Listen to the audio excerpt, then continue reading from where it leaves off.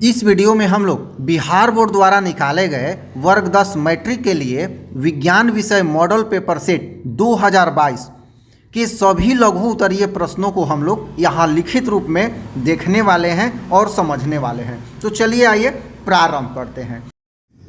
यहाँ चौथा प्रश्न है, सरल सूक्ष्मदर्शी क्या है, इसका एक किरण आरेख लिखें।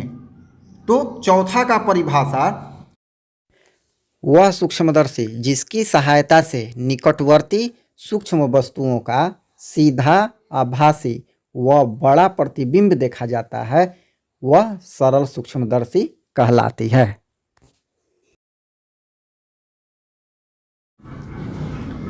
अब यहाँ पर कह रहा है कि किरण आरेख बताइए। तो यहाँ पर ये उत्तल लेंस है और उत्तल लेंस के सामने कोई वस्तु रखी जा रही है।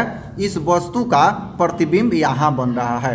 अब ध्यान देने वाली बात है कि इस वस्तु को मुख्य फोकस और प्रकाशी केंद्र के बीच में ही रखा जाता है, तभी ये स्थिति उत्पन्न होगी, अन्यथा प्रतिबिंब इस साइड बन जाएगा और वो उल्टा हो जाएगा और वास्तविक हो जाएगा।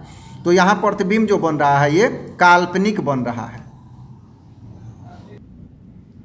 ये ए बी जो है वस्तु है और ए डैश बी डैश इसका प्रतिबिंब है। और देखिए वस्तु जो है मुख्य फोकस और प्रकाशी केंद्र के बीच है और ये ए डैश बी डैश जो है यहाँ प्रतिबिंब की दूरी है, जिसे भी से सूचित किया जाता है। तो यह सरल सूक्ष्मदर्शी का किरण आरेख है। मुझे आशा है कि ये आपको समझ में आ रहा होगा। अब है 5वां नंबर प्रश्न, विद्युत मोटर का क्या सिद्धांत है। 5वां नंबर प्रश्न स्वयं से लिख सकते हैं, क्योंकि इसमें विद्युत मोटर का क्या सिद्धांत है ये बतलाना है। तो हम इसमें लिख सकते हैं, एनसीईआरटी बुक में दिया हुआ है कि नाल चुंबक के बीच एक आयताकार कुंडली को रख दिया जाता है और जब उसमें विद्युत धारा प्रवाहित किया जाता है तो फ्लेमिंग के बाएं हाथ के नियमानुसार वह कुंडली अपने अक्ष के गिर्द घूर्णन करने लगती है और यही इसका मूल सिद्धांत है। तो चलिए आइए छठा प्रश्न देखते हैं, एमीटर एवं वोल्टमीटर के उपयोग बताएं। तो यहाँ पे एमीटर का उपयोग, तो एमीटर का उपयोग कहाँ होता है, ये होता है विद्युत धारा को मापने में। और वोल्टमीटर का उपयोग तो विभवांतर